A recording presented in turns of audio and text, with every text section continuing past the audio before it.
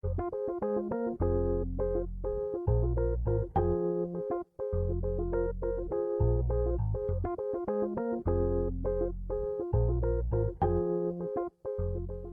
us, give us a brief biography of yourself. Would you just tell us who you are?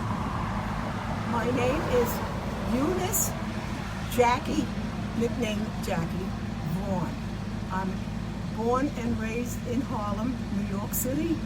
I went to school there, the Bronx, did high school, and then married and decided after my children were born and they were in school, I wanted to go to college because I couldn't afford college when I came out of high school. And it took me 10 years at night, 2 nights a week, and I got my degree, my Bachelor of Arts degree, and started teaching in 1967 in Queens, New York, and taught for 20 years and retired in 1987.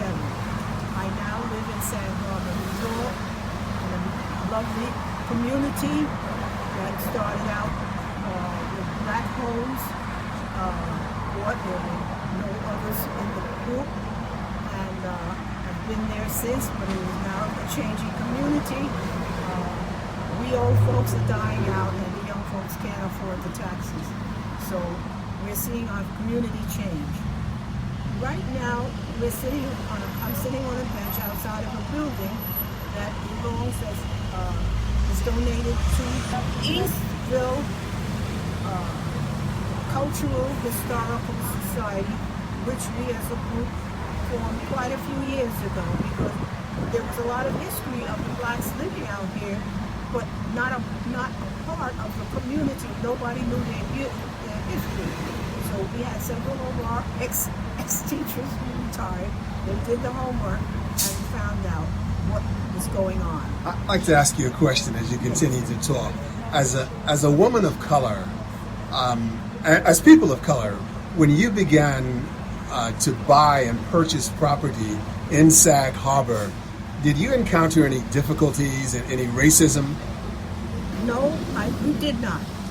As it turns out, I came out here as a teenager, about 13 or 14 years old, back in 1942, I believe, where my sister's husband and his brother rented a cottage for a month so that their two youngsters would be out here for the month.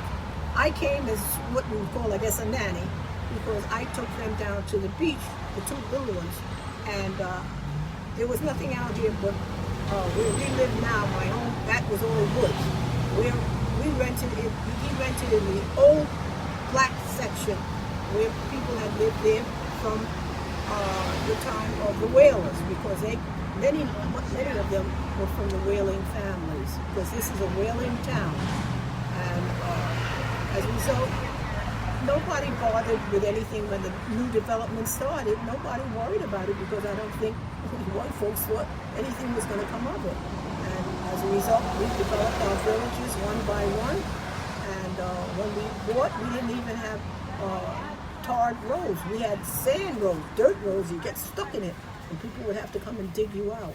But we didn't mind it because it was sort of exclusive, and we all knew everybody.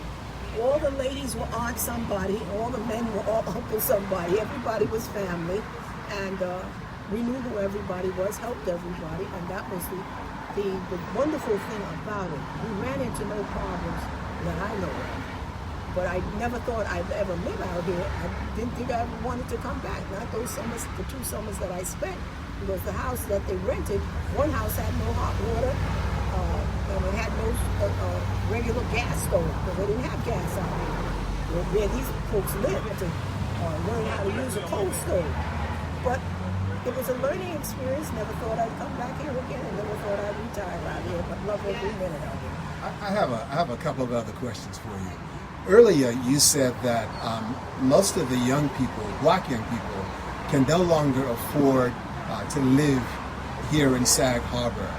How do you feel about that, and what, if anything, do you think can be done to make sure that Sag Harbor maintains its integrity as a community that was founded and flourished with black people? I wish I had an answer because I have the same dilemma with my own home, because I know my son cannot afford to keep up with just the taxes alone.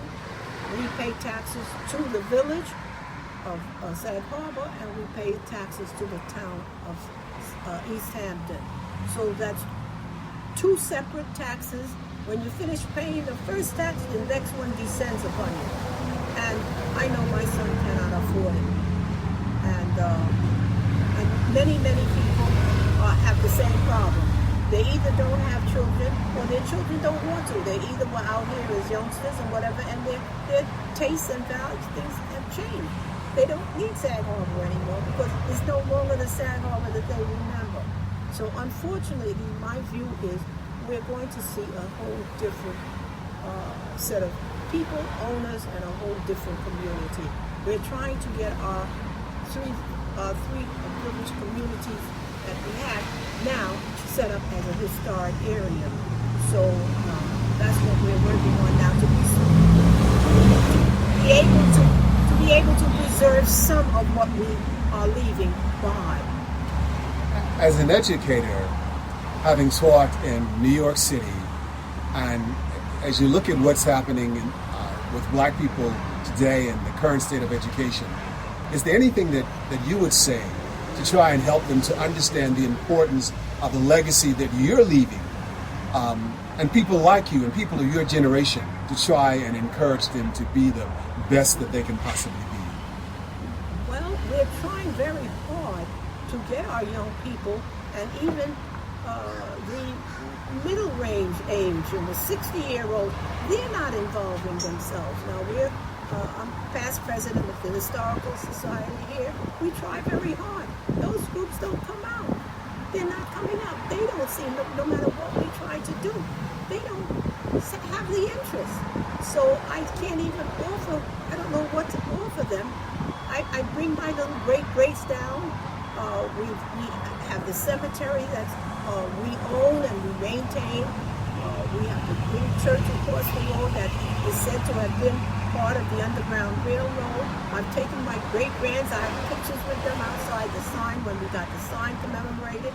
I taught my little great-grand how to go look at the cemetery, and he was scared to death. He said there were vampires in there. By the time we left, he was looking at the graves and taking the dirt off of them, looking to see when they were born. But not enough of us are doing it. And I wish I had an answer for you, but I haven't found one yet. You know, if I can just share a brief quote with you, it's from Malcolm X.